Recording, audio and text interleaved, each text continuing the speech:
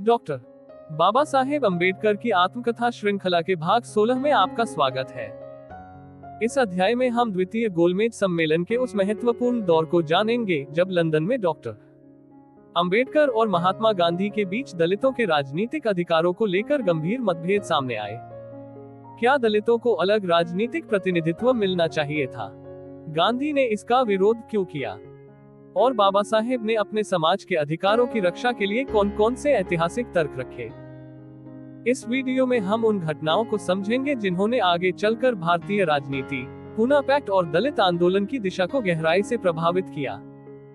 Video को अंत तक जरूर देखें, लाइक करें, शेयर करें और चैनल को सब्सक्राइब करना न भूलें। अध्याय 16, गोलमेज सम्मेलन 2, लंदन, तारीख 15 अक्टूबर 1931। जाति विशिष्ट सवालों के बारे में गांधी की नीयत और नीति क्या है, इसका असल व स्पष्ट सबूत उनके द्वारा संविधान सभा में और फेडरल स्ट्रक्चर कमेटी में जो भाषण दिया गया उसके आधार पर हमें मिला। फेडरल विधान मंडल की रचना किस तरह की हो, उनमें किस अनुपात में और किन तत्वों पर सदस्यों का चुनाव किया जाए, इन मुद्दों पर चर्चा हो रही थी। उसी दौरान गांधी की जाति विशिष्ट मुद्दों को लेकर नीति स्पष्ट हुई थी। कांग्रेस के प्रतिनिधि के नाते केवल मुस्लिम व सिख समुदाय को ही प्रतिनिधित्व देने के लिए हम तैयार हैं और अछूत आदि अन्य अल्पसंख्यक समुदायों को केवल आम चुनाव में वोट प्राप्ति के आश्वासन पर ही संतुष्ट रहना चाहिए। उन्हें किसी तरह की सहूलियतें नहीं मिलेंगी और सहूलियतें देने का कोई औचित्य भी नहीं है, ऐसा स्पष्ट खुलासा गांधी ने अपने भाषण में किया। मेरे भाषण के बाद गांधी का ये भाषण हुआ था। इसके चलते उनकी यह नीति कैसे और क्यों गलत है, इसका खुलासा करके उनके मुद्दों को सप्रमाण उत्तर देने का अवसर मुझे मिला नहीं, और वह सवाल अस्थायी रूप से जैसे थे रहा। 26 सितंबर को माइनॉरिटी सब कमेटी अल्पसंख्यक उप समिति की बैठक शुरू होनी थी। ये दिन करीब आ रहा था। एक दिन श्री देवीदास गांधी के पुत्र मुझसे मिले और उन्होंने मुझसे कहा कि मेरे पिता आपसे भेंट करना चाहते हैं। मैंने हाँ कह दिया। सरोजिनी नायडू के घर पर पूर्व निर्धारित समय पर वह संकेतानुसार गांधी से मुलाकात की। अपनी आदत के अनुसार उन्होंने मुझे कहा, बताएं आपको क्या चाहिए? हमें क्या चाहिए, यह इसके पूर्व सुस्पष्ट और सार्वजनिक रूप से बताया गया था। वही सवाल बार बार पूछा जाए और वही जवाब बार बार देने और लेने की नौबत आए, यह बात कोई विशेष संतोषजनक अथवा आशादायी नहीं थी। फिर भी अछूतों की ओर से मैं क्या मांगूं और वह क्यों मांग रहा हूं, इसकी यथोचित कल्पना गांधी को अब तक यदि नहीं आई तो वह करा देने में कुछ नुकसान नहीं है। ऐसा विचार करके मैंने उनके सामने अपनी मांगों का ब्यौरेवार और सप्रमाण पहाड़ा पढ़कर दिखाया। शाम के 8 बजे से लेकर रात के 11 बजे तक लगभग 3 घंटा हम दोनों के बीच मुलाकात चलती रही। गांधी चरखे पर सूत बुनते बुनते मेरी बातें ध्यानपूर्वक सुन रहे थे, बीच बीच में सवाल भी कर रहे थे, पर उन्होंने अपनी राय का मुझे पता तक चलने नहीं दिया। मेरा क्या कहना है यह उन्हें स्पष्ट रूप से समझे, ऐसा मेरा उद्देश्य था। अतः मेरे द्वारा उनके जैसा विचारों को छुपा कर रखने का कोई प्रयोजन ही नहीं था। वास्तविक देखा जाए तो गांधी मेरे साथ खुले दिल से चर्चा करें, यह आशा थी। विपक्ष के विचार उन्हीं के मुख से सुनना और स्वयं के विचारों का पता विपक्ष को न चलने देना, ये चाणक्य नीति अन्य अवसरों पर राजनयिकता का लक्षण माना जाता है, किंतु इस अवसर पर वह अप्रासंगिक और अकारण थी। मेरे मन में होता तो मैं ये चाल भी चल सकता था, किंतु उससे क्या हासिल होने वाला था? कांग्रेस के आदेशानुसार मेरी मांगों का विरोध करना ही गांधी को अनिवार्य था। ऐसा ही कुछ पलों के लिए मान ले तो भी खुले दिल से और विश्वासपूर्वक चर्चा करके वैसा करना उनके लिए संभव था। उनका विरोध मैं न मानता, किंतु उनके विरोध के कारणों को मैं सहानुभूतिपूर्वक समझ सकता था। किंतु खेद की बात ये कि मैंने जिस तरह से खुले दिल से अपना व्यवहार रखा उस तरह का व्यवहार गांधी ने इस अवसर पर नहीं रखा। मेरी सारी बातें सुन लेने के बाद भी गांधी ने उनका कहना क्या है और वह ऐसा क्यों कह रहे हैं, इसका खुलासा नहीं किया। मैंने उन्हें ऐसा करने के लिए मजबूर किया होता, किंतु सरोजिनी नायडू ने मुझे इशारों से खामोश रहने के लिए कहा। सब कुछ आपकी मर्जी के अनुसार ही घटित होगा, किंतु आप थोड़ा धीरज से काम ले, ऐसा कुछ उनका इशारों में बोलना हो शायद। इसके बाद मैंने भी वहीं पर गांधी का मनोगत खुद उन्हीं के मुख से कहलवा लेने का मेरा विचार छोड़ दिया। वैसे समय भी काफी हो चुका था। सरोजिनी नायडू भूखी थी। 11 बजे मैं गांधी का संदेश लेकर निकल पड़ा। मेरे पहले बैरिस्टर जीना से उनकी मुलाकात हुई थी। मुझे बाद में पता चला कि मुस्लिमों की मांगों के संबंध में गांधी ने जीना के साथ समझौता किया है। अल्पसंख्यकों के मुद्दों पर विचार करने के लिए गठित कमेटी की बैठक का दिन आखिरकार उदित हुआ और ब्रिटिश प्रधानमंत्री रामसे मैकडॉनल्ड की अध्यक्षता में बैठक शुरू हुई। मुस्लिम प्रतिनिधियों से गांधी द्वारा दिए गए अतिरिक्त संकेत के अनुसार आज की बैठक स्थगित की जाए और अल्पसंख्यकों के मुद्दों को लेकर आपस में समझौता किए जाने के लिए और अधिक समय मिले, इस आशय का प्रस्ताव गांधी ने रखा और उसे सर सुल्तान मोहम्मद शाह आगा खान ने समर्थन दिया। वास्तविक देखा जाए तो ये प्रस्ताव रखे जाने के पूर्व गांधी ने मुस्लिम और सिख प्रतिनिधियों की अनुमति प्राप्त कर ली थी और उन्हें भरोसा दिलाया था। इसी तरह का व्यवहार हमारे साथ किया जाना चाहिए था। उनके इस प्रस्ताव को अधिक समय दिया जाए, मैं या दूसरे किसी ने विरोध नहीं किया होता, किंतु इस बारे में अतिरिक्त चर्चा मात्र मुस्लिम, सिख व अपने मतानुवर्ती हिंदू प्रतिनिधियों के अलावा अन्य प्रतिनिधियों से नहीं करनी है। यही नहीं तो मुझे बुलाकर मेरी मांग क्या है इसकी चर्चा मेरे साथ लगातार 3 घंटों तक करके अपना स्वयं का मत कहां तक परिवर्तित हो चुका है इसकी मुझे भी भनक तक न लगने देते हुए स्थगन प्रस्ताव लाया जाए और उसे मेरे द्वारा आपत्ति उठाई गई या उसका स्पष्टीकरण मांगा जाए तो अंबेडकर विरोध करता है ऐसी उल्टा मुनादी पीटने का अवसर अपने अनुयायियों को और भक्तों को प्राप्त करा देना और स्वयं शांतिब्रह्म का स्वांग रचकर किसी तीसरे की दृष्टि से भी मेरा आचरण छिछलेदार और उद्धतता का दिखेगा, ऐसी स्थिति और भ्रम निर्माण कराया जाए, ऐसी गांधी नीति को क्या कहें। लेकिन कितने ही आरोप क्यों न किए जाए, फिर भी इस गांधी नीति का मुकाबला किए बिना कोई चारा न होने के कारण गांधी व सर सुल्तान मोहम्मद शाह आगा खान के इस प्रस्ताव का विरोध करने के लिए मैं खड़ा रहा। गांधी ने जिस मतलब से अछूतों को स्वतंत्र निर्वाचन क्षेत्र और आरक्षित सीटें आदि सहूलियतें देने को खुलेआम नकार दिया था, उस दृष्टि से अछूतों की ओर से गांधी के साथ समझौता करने जैसा अब कुछ बचा नहीं था और इसलिए उस कमेटी द्वारा पहले हमारी मांगों पर विचार करना इष्ट न्यायतः आवश्यक है, ऐसा मैंने बताया। मेरा विरोध देखकर सब लोग हैरान दिखाई दे रहे थे। कमेटी अध्यक्ष और ब्रिटिश प्रधानमंत्री रैमसे मैकडॉनल्ड ने गांधी की ओर देखा और मेरे द्वारा उठाई गई आपत्ति का आप जवाब दें, ऐसा उन्होंने गांधी को सूचित किया। लेकिन मेरे इस सीधे सवाल का सीधा जवाब देने के बजाय गांधी ने कांग्रेस के इस निर्णय के चलते मैं ऐसा बंधा गया हुआ हूं और कांग्रेस द्वारा अछूतों के लिए क्या क्या किया गया और क्या क्या करने का फैसला लिया है, ऐसा लंबा चौड़ा घुमा फिरा कर भाषण दिया। किंतु इस भाषण से कोई संतुष्ट होगा ऐसा दिखाई नहीं दिया, ऐसा स्वयं गांधी को ही महसूस हुआ हो। अतः वे अंत में बोले, कांग्रेस केवल मुस्लिम और सिख इन 2 समुदायों को ही पृथक प्रतिनिधित्व देने के लिए तैयार है। अछूतों को पृथक निर्वाचन क्षेत्र अथवा आरक्षित सीटें आदि हिंदुओं से अलग जाति विशिष्ट सहूलियतें देना कांग्रेस को मंजूर नहीं है। यद्यपि ऐसा हो भी तो मुस्लिमादी अल्पसंख्यक समाज के प्रतिनिधियों द्वारा यदि आपकी मांगे मंजूर की गई तो उसे कांग्रेस की ओर से मंजूरी देने का अधिकार मेरे हाथों में है। चूंकि कांग्रेस का निर्णय वैसा लंबा चौड़ा है। गांधी की ओर से ऐसा आश्वासन मिलने के बाद स्थगन के उनके प्रस्ताव का विरोध करने का मेरे पास कोई कारण नहीं बचा, इसलिए मैंने अपना विरोध पीछे ले लिया। इसके बाद विशेष ऐसा कुछ घटित होता हुआ दिखाई नहीं दिया। केवल मुस्लिम प्रतिनिधियों से गांधी की 2-3 मुलाकातें हुई। अन्य अल्पसंख्यक समुदायों के प्रतिनिधियों से उन्होंने कोई विचार विनिमय नहीं किया। पर एक दिन हमें यानी मैं, ईसाई और एंग्लो इंडियन आदि समुदायों के प्रतिनिधियों को गांधी की ओर से औचक निमंत्रण मिला। हम गांधी से जा मिले। उनकी ओर से आपको क्या चाहिए, ये सवाल फिर से पूछा गया और मैंने भी सबके सामने अछूतों की मांगों का फिर एक बार पहाड़ा ही पट डाला। इस दफा पंडित मदन मोहन मालवीय वहां मौजूद थे। हम सबकी सुनने के बाद गांधी ने कहा, आप सबकी मांगे किस तरह से पूरी की जाए यही मेरी समझ में नहीं आ रहा है। गांधी ने ऐसा तमतमा कर कहा था और हमने भी उनके गुस्से और द्वेष की परवाह किए बिना अपनी मांगे पीछे लेने से इनकार कर दिया। जब हम उनसे विदा लेकर लौट रहे थे तब उन्होंने कहा कि मैं अब प्रधानमंत्री रैमसे मैकडॉनल्ड से कहूंगा कि हमारे आपसी मतभेद खत्म नहीं हो सकते। समझौते के मेरे प्रयास नाकाम रहे हैं। इसके बाद और अधिक समय स्थगन व समझौते के लिए मुझे नहीं चाहिए। किंतु गांधी की ऐसी धमकी से डरने की हमें कोई वजह नहीं थी। हमारा क्या कहना है, इसे सीधे कमेटी के सामने ही रखने का हमने फैसला किया। किंतु कमेटी की बैठक जब फिर से शुरू हुई तब स्वयं गांधी ने ही स्थगन प्रस्ताव रखा देखकर मुझे हैरानी हुई। गांधी की कथनी और करनी में अंतर है। गांधी इस तरह से विसंगतियों भरा व्यवहार का परिचय क्यों देते हैं इसका मुझे सही ढंग से आकलन नहीं हो रहा था। पर इस दफा मैंने उनकी स्थगन प्रस्ताव वाली सूचना का विरोध नहीं किया। इस दूसरे स्थगन प्रस्ताव के समय जाति विशिष्ट सवालों पर समझौते के लिए एक निजी समिति गठित की गई और उसका अध्यक्ष गांधी को चुना गया।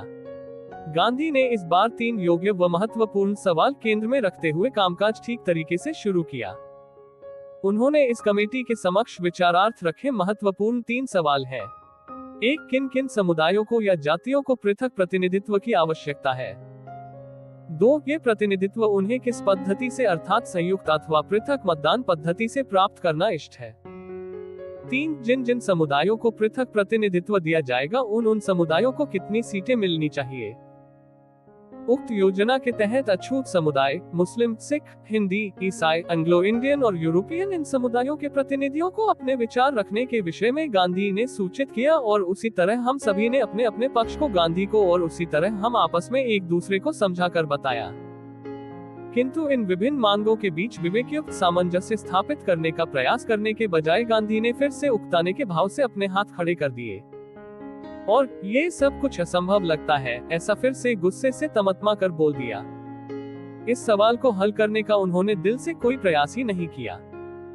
अल्पसंख्यकों का सवाल यद्यपि कठिन था फिर भी वह चरम सीमा तक शायद ही खींचा गया होता। ऐसे सवाल हल करने के लिए जरूरी स्थिर विवेक का गांधी के पास स्वभावतः अभाव होना और अछूतों को लेकर उनके द्वारा व्यक्त किया गया दुराग्रह, ये 2 चीजें इस मामले में आई असफलता के लिए मुख्यतः जिम्मेदार हैं। इसके बाद और 1-2 दफा गांधी की अध्यक्षता में हमारी बैठकें हुई, किंतु गांधी द्वारा शुरुआत में ही लचरपचर और दगाबाज वृत्ति का परिचय देने के चलते कोई भी दिल से इस चर्चा में भाग नहीं ले सका। अंततः यह मियाद भी खत्म हुई। हमारे भीतर समझौता नहीं हो सकता, ऐसा संदेश माइनॉरिटी कमेटी और ब्रिटिश प्रधानमंत्री रैमसे मैकडोनाल्ड तक पहुंचेगा और हमें फिर से अपना रोना उनके सामने रोना पड़ेगा। इस विचार से हम सभी को शर्मिंदगी महसूस होने लगी। इस लज्जास्पद विपत्ति को टालने के मकसद से और आज की मृत्यु को कल पर धकेलने की सोच से सरोजिनी नायडू ने एक तरकीब सुझाई। पंजाब का मुद्दा मध्यस्थ कमेटी की ओर सौंपने के लिए हम सब तैयार हैं और अन्य मुद्दे हल होने के करीब है, ऐसा घोषित कर इस लज्जास्पद मुद्दे को बगल दे, ऐसा सरोजिनी नायडू का कहना था। लेकिन मुस्लिमों के बीच आपसी विवाद उत्पन्न हुआ। उन्होंने कहा कि हम इस विषय पर सोचकर बताएंगे। ये समझौता होने तक रात के 8 बजे बज गए थे। रात के 11 बजे फिर से सब जुट जाएं और मुस्लिमों व सिखों द्वारा पंजाब के मुद्दे पर सरोजिनी नायडू की सूचना का विचार कर अपने निर्णय सार्वजनिक करें, ऐसा तय हुआ। रात के 11 बजे सब जुट गए, किंतु इस बार भी पंजाब को लेकर मुझे एक सूचना सामने रखनी पड़ी। यदि मैं शुरुआत में ही इसे सामने लाता तो आप पहले खामोश क्यों थे, ऐसा सुनने को मिलता। इसलिए मैंने शुरुआत में ही कह दिया कि जो मध्यस्थ मंडल पंजाब का निर्णय देने के लिए आप तैनात करेंगे उसके सदस्यों को पहले ही पंजाब के अछूतों के मुद्दे ध्यान में रखकर ही हिंदू, मुस्लिम और सिख समुदायों के बारे में निर्णय देने के लिए स्पष्ट सूचना दे रखे, अन्यथा मध्यस्थ मंडल के निर्णय का विरोध करने के लिए मुझे आप मजबूर करेंगे। किंतु मेरी इस सूचना का विचार करने की नौबत अन्य प्रतिनिधियों ने आने ही नहीं दी। पंजाब मुद्दे को हल करने के लिए मध्यस्थ नियुक्त किया जाए, ये सरोजिनी नायडू की मूल योजना पर पूर्ण विराम लग गया। सिखों के प्रतिनिधि और हिंदू महासभा के डॉक्टर B.S. मुंजे, पंडित मदन मोहन मालवीय आदि प्रतिनिधियों ने मध्यस्थ लोगों की सूचना मान्य की, किंतु इस मध्यस्थ मंडल के सदस्य राउंड टेबल कॉन्फ्रेंस से ही चुने जाए। इस सरोजिनी नायडू और गांधी की योजना को सिखों और हिंदुओं द्वारा आपत्ति जताई गई। इसके विपरीत मध्यस्थ मंडल के सदस्य राउंड टेबल कॉन्फ्रेंस के सदस्यों में से ही हो, इससे इतर सदस्य हमें नहीं चाहिए, ऐसा मुस्लिमों ने आग्रह रखा। सिख प्रतिनिधि डॉक्टर मुंजे मालवीय को ऐसा भय हुआ कि यदि राउंड टेबल कॉन्फ्रेंस से मध्यस्थों का चुनाव किया गया तो गांधी और तेज बहादुर सप्राव के नाम आगे आएंगे और मुस्लिम भी उनके नामों को मंजूरी दे देंगे। गांधी और सप्राव का रुझान मुस्लिमों की ओर होने के चलते उनके निर्णय सिख और हिंदुओं के लिए हितकर नहीं होंगे। इस भय के चलते सिख और हिंदुओं ने इस योजना को मंजूरी नहीं दी। गांधी पर हिंदू महासभा और उसकी संगत और प्रभाव में आकर सिखों ने एक तरह से अविश्वास ही प्रकट किया है। इस विचार से गांधी भक्त और कांग्रेस मतवादी हिंदू प्रतिनिधियों में काफी खलबली मची, ऐसा प्रतीत होता है। हुआ जो भी हो, किंतु 11 बजे हम इकट्ठा हो गए और 12:30 बजे निराश होकर लौट पड़े। यह मात्र निश्चित ही घटित हुआ। उसी तरह जाते जाते हमने ऐसा भी तय किया कि किसी प्रकार का समझौता हुए बिना ही हमें कमेटी के सामने पेश होना है। ये सच में खेद और शर्म की बात थी। हम में अनबन बढ़ गई हो, फिर भी अपने असफल प्रयासों की हकीकत बयां करते समय कमेटी के सामने हम भाषण न करें, ये भी तय हुआ था। किंतु इस आपसी समझौते को सबसे पहले गांधी ने ही भंग कर दिया। दूसरे दिन मिस्टर मैकडोनाल्ड की अध्यक्षता में आयोजित माइनॉरिटी सब कमेटी के सामने भाषण करते समय अन्यों को चिढ़ाए इस कदर अप्रासंगिक व अनावश्यक जुमले गांधी द्वारा बोले गए।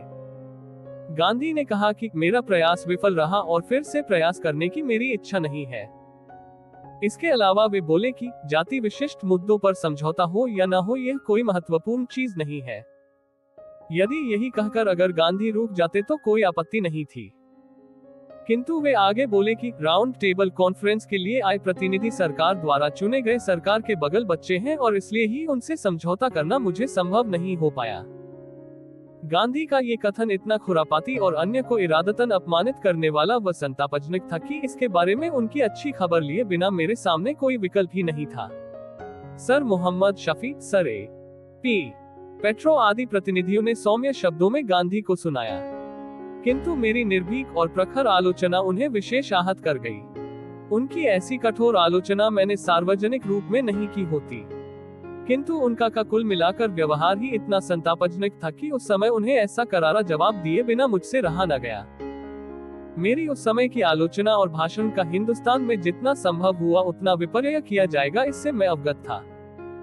किंतु क्या अन्य अवसरों पर कभी मेरे विरोध में निर्माण किए जाने वाले कोलाहल में मेरे आलोचकों ने न्याय अथवा संतुलित बुद्धि का परिचय दिया है? गांधी, सर मोहम्मद शफी और मेरा भाषण सुनने के बाद ब्रिटिश प्रधानमंत्री रेमजे मैकडोनाल्ड ने भी गांधी को आड़े हाथों लिया और कमेटी का कामकाज फिलहाल स्थगित किए जाने की घोषणा कर दी। इसके बाद हिंदुस्तान के स्टेट सेक्रेटरी ने मुझे मुलाकात करने का संदेश भेजा। उनको भी मैंने साफ कह दिया कि जब तक अछूतों को उनके जरूरी हक नहीं मिलते तब तक संविधान को अछूत समाज की मान्यता मिलने वाली नहीं है। गांधी से मेरा विरोध था, फिर भी उनके ईमानदार और सरल वृत्ति के विषय में मेरे मन में आदर ही था। किंतु मुस्लिमों से हाथ मिलाते समय उन्हें अछूतों की मांगों का विरोध करने के लिए प्रेरित करने का गांधी का जो धूर्त प्रयास था वह उन्हें ही नहीं तो अन्य किसी भी भले इंसान को शोभा देने वाला नहीं था। ये बात जब मुझे यकीनी तौर से पता चली तब मेरे दिल में गांधी को लेकर एक तरह का अनादर भाव निर्मित हुआ। गांधी द्वारा मेरा सीधे विरोध किया गया होता तो मुझे खेद अगर विषाद महसूस नहीं हुआ होता, किंतु उन्होंने शुद्ध स्तर की भेद नीति का जो परिचय दिया वह सच में बहुत गुस्सा दिलाने वाली घटना थी। मैंने उनके विरोध में जो आलोचना की वह अन्यों की आलोचना की अपेक्षा बहुत तीखी थी। इसके मूल में गांधी की शूद्र भेद नीति के प्रति जो एहसास हुआ उसके चलते ये संताप आया था। लंदन टाइम्स आदि स्थानीय अंग्रेजी अखबारों में लेख लिखकर गांधी के इस शूद्र षड्यंत्र का मुझे भंडाफोड़ करना पड़ा। हिंदुस्तान के प्रमुख अखबारों की ओर भी मैंने इस दंभनीति का भंडाफोड़ की हकीकत को भेज दिया। सौभाग्य से गांधी का ये षड्यंत्र सफल नहीं हो पाया।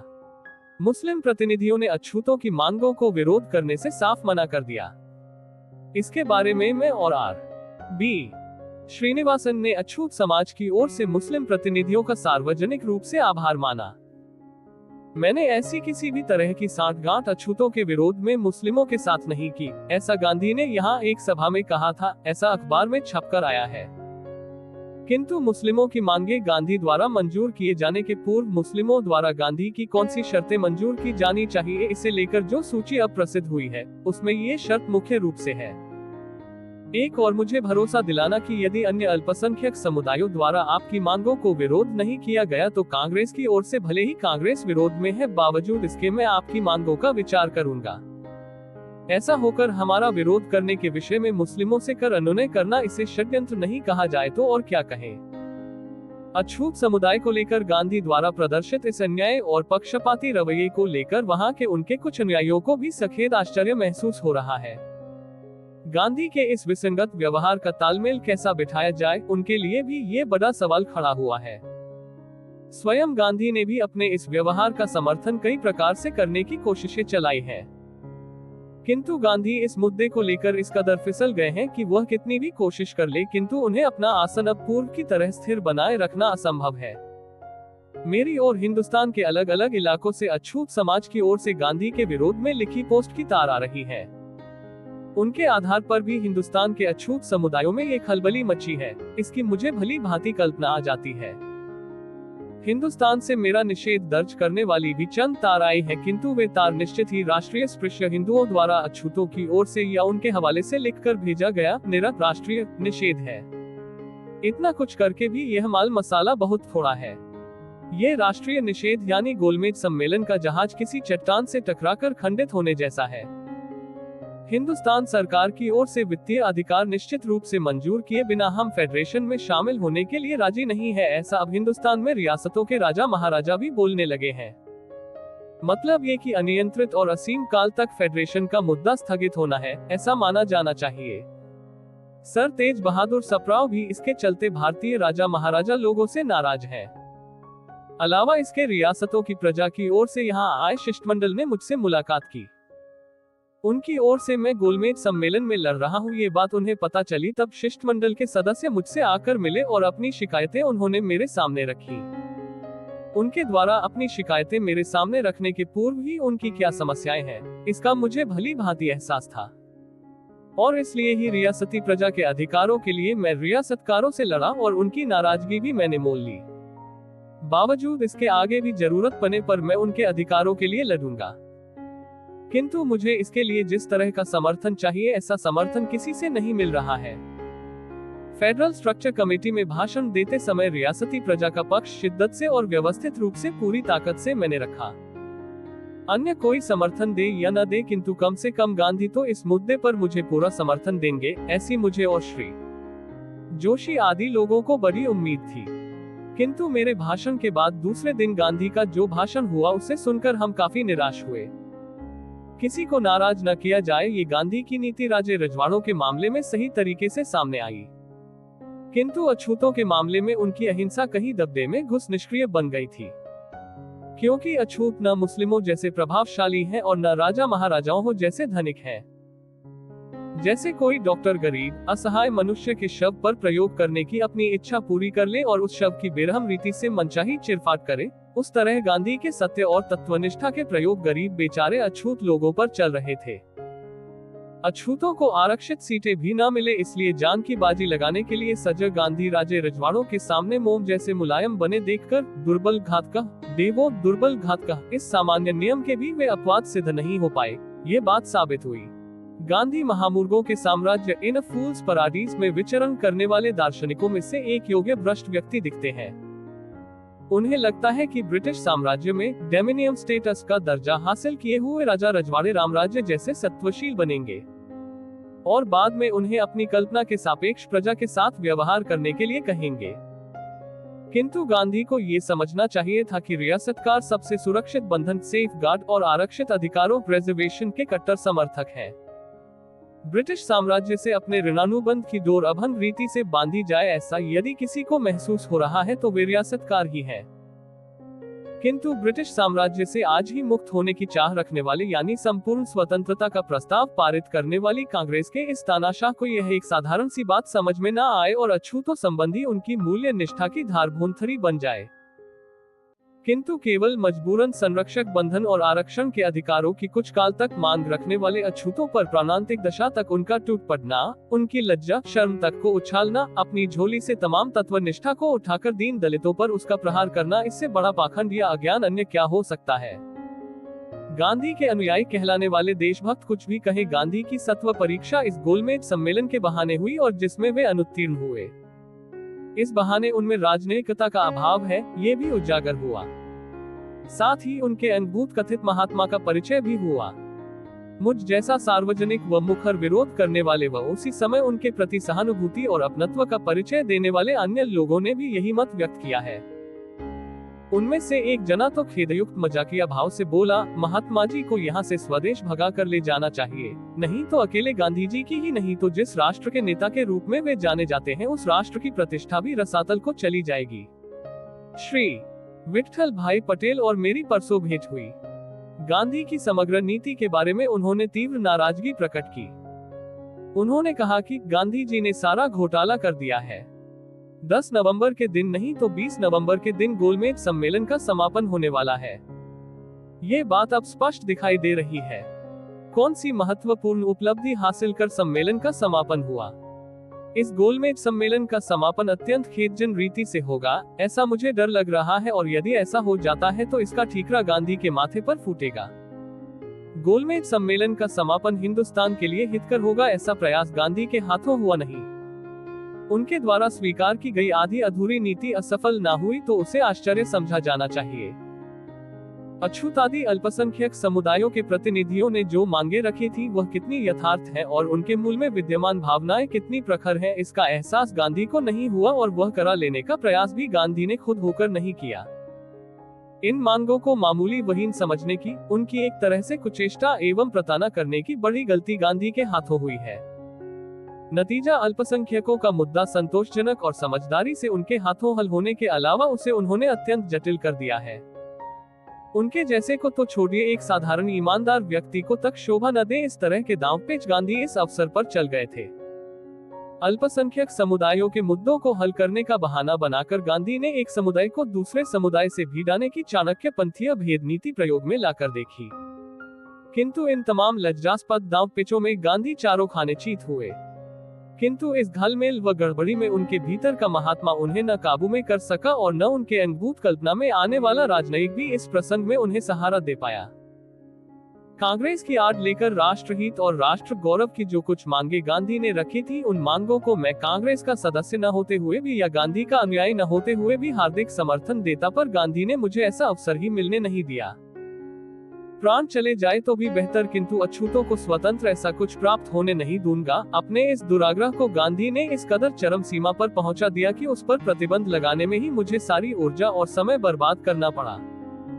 प्रांतीय सरकारें केंद्रीय सरकार के प्रति उत्तरदायी रहे, ऐसा कांग्रेस का मत है और मैं भी ऐसा मानता हूँ। अतः मैं कांग्रेस के मतों का समर्थन निश्चित रूप से करता, किंतु गांधी की जानलेवा नीति ने ऐसा अवसर मुझे मिलने ही नहीं दिया। इस वाद प्रतिवाद में हिस्सा लेने से मुझे इनकार ही करना पड़ा।